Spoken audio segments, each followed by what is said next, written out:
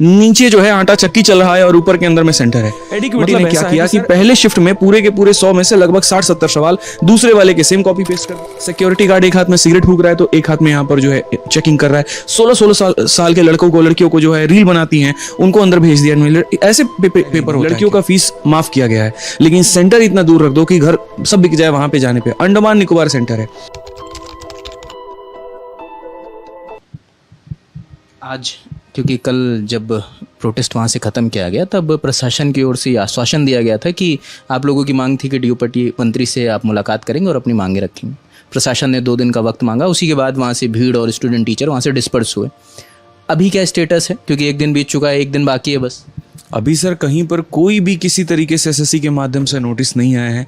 एक बार भी उन्होंने ये नहीं कहा कि हाँ एडिक्विटी से गलती हुई है और हम इसको सुधारते हैं या हम इसके ऊपर विचार कर रहे हैं, या सीजीएल का पेपर हम अभी हाल फिलहाल नहीं कराएंगे, हम स्टेनो का पेपर अभी नहीं कराएंगे। इसके ऊपर में कोई संज्ञान नहीं है। उल्टा एसएससी और बच्चों को चिढ़ा रही है और बार बार नोटिस दे के ये चिढ़ा रही है कि देखो हम तो पेपर लेंगे। किस तरीके से पेपर हो सकता है आप मुझे ये बताओ ना सर। 100 बच्चे हैं, 100 बच्चे में पहले तो 20 बच्चे का सेंटर इतना दूर भेज देते हैं कि वो पेपर देने जाएगा ही नहीं। लड़कियों का फीस माफ किया गया है, लेकिन सेंटर इतना दूर रख दो कि घर सब बिक जाए वहां पे जाने पे। अंडमान निकोबार सेंटर है। आप कभी जीवन में कभी भी टूर करने के बहाने नहीं गए और पेपर देने अंडमान निकोबार जाएगा, और सोचिए कि वो पेपर देने जा रहा है जिसको लेकर के वो 2 साल तक तैयारी किया है। कैसे जाएगा, कैसे संभव है? 20-30 बच्चे तो इस कारण से पेपर नहीं दे रहे हैं। 10-15 बच्चों के केस में तो यहाँ पर यह है कि एडमिट कार्ड आ गया है लेकिन सर सेंटर का नाम नहीं है। अब वो किससे पूछे, किसको मेल करे? मेल करता है तो रिप्लाई नहीं आता, कॉल करता है तो रिप्लाई नहीं आता। 10 से 15 बच्चे तो मैंने ऐसे देखे 100 बच्चों के रेशियो में, मतलब आप समझ लीजिए 100 के हिसाब से मैं ये आंकड़ा बता रहा हूँ तो लाखों की संख्या में ये कितना होगा। उनके में क्या होता है कि दे दिया जाता है कि फलाने डेट को फलाने सेंटर पर आपका पेपर है, और जब बच्चा उस सेंटर पर पहुँचता है तो वहाँ उसको एंट्री रोक दी जाती है। क्यों? आपका हमारे यहाँ पेपर ही नहीं है। आप वेबसाइट पर चेक करो और वेबसाइट पर वही दिखा रहा है। सारे सबूत मेरे पास है, मेरे फ़ोन में है।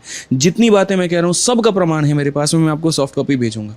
पूरा ड्राफ्ट हमने इसके लिए तैयार किया है। उसके बाद भी बच्चा सेंटर पर पहुंच रहा है तो क्या मिल रहा है सर उसको? मोबाइल से धड़ल्ले जो है यहाँ पे लोग वीडियो बना रहे हैं, जो साथ के लोग आए हैं वो घुस रहे हैं। सिक्योरिटी गार्ड एक हाथ में सिगरेट फूक रहा है तो एक हाथ में यहाँ पर जो है चेकिंग कर रहा है। 16-16 साल के लड़कियों को जो है रील बनाती हैं उनको अंदर भेज दिया। ऐसे पेपर होता है क्या?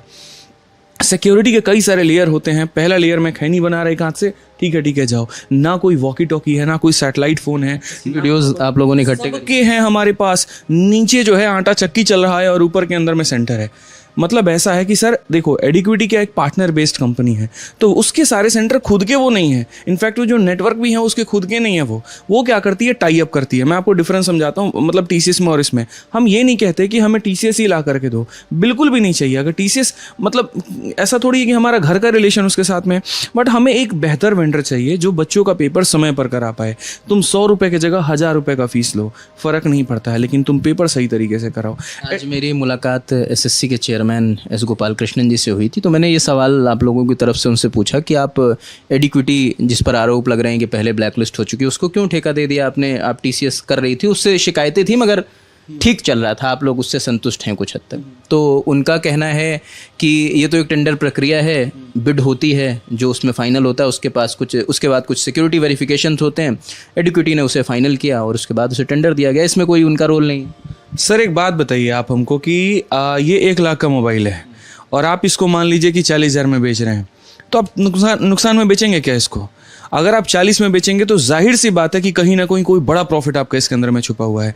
ये बात लोगों को समझ में क्यों नहीं आता है कि टीसीएस जैसी वेंडर जिसका इंफ्रास्ट्रक्चर बहुत अच्छा है, जिसके पास लोग बहुत अच्छे हैं, जिसके पास सारी चीज़ अच्छी है, जाहिर सी बात है बिडिंग में उसका अच्छा होगा।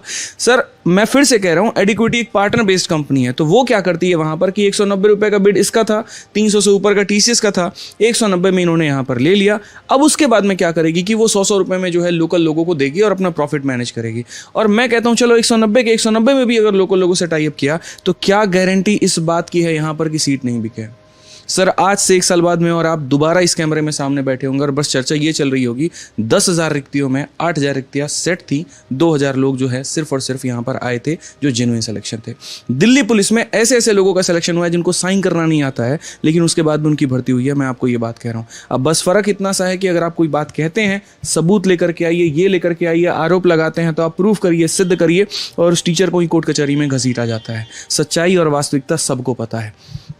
अच्छा, एक चीज़ सर ये बताइए कि कल आप लोगों ने कॉल दिया, देश भर के टीचर आपकी कॉल पर इकट्ठा भी हो, उसके बाद जो हुआ हमने भी देखा, दर्शकों ने भी देखा, उसके बाद आप लोगों की कोई मीटिंग हुई, कोई बातचीत हुई, आगे का कुछ प्लान तय हुआ?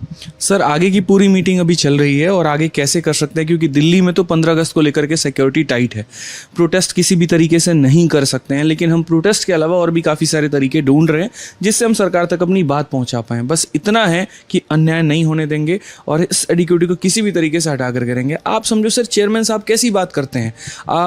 आप आज चेयरमैन साहब से मिलकर के आए, हम लोग 2 दिन पहले डायरेक्टर साहब से मिलकर के आए, हमने उनसे ये कहा कि सर 2 शिफ्ट में पेपर हो रहे हैं तो दोनों सेम कैसे हो सकते हैं। सीबीएसई का पेपर थोड़ी है और सीबीएसई भी पेपर लेती है, 1 दिन में लेती है, एक जैसा सवाल होता है। आप एक बात बताओ, आज इनके 5 सवाल पूछे गए और कल मेरा पेपर है, वहीं 5 सवाल मेरे से पूछे गए, तो सर उस बच्चे के साथ अन्याय है कि नहीं अन्याय है? उसकी क्या गलती थी कि उसका पेपर पहले शिफ्ट में था?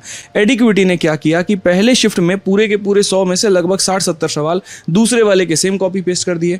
अब इसमें यहाँ पर डायरेक्टर को बचाव करना चाहिए। जब हमने उनसे पूछा ऐसा क्यों हुआ, उन्होंने इतना बेहुदा सा लॉजिक दिया। उन्होंने यहाँ पर ये कहा कि देखो बच्चा ये सोच करके जाता है कि अगले दिन का जो क्वेश्चन आएगा वो अलग आएगा, तो पहले वाले के आंसर को वो रटता ही नहीं है, और इसी वजह से हमने उसको सरप्राइज कर दिया। अब ये लॉजिक बनता है कोई बात का? यहाँ पर इस तरीके के सवाल, यूपीएससी का इंटरव्यू है कि आप यहाँ पे सेम क्वेश्चन पूछ रहे हो, डिफरेंट आंसर की एक्सपेक्टेशन कर रहे हैं। ऑब्जेक्टिव सवाल है, एक जैसा आंसर मिलेगा। सब्जेक्टिव पेपर हो तो बात भी अलग होती है।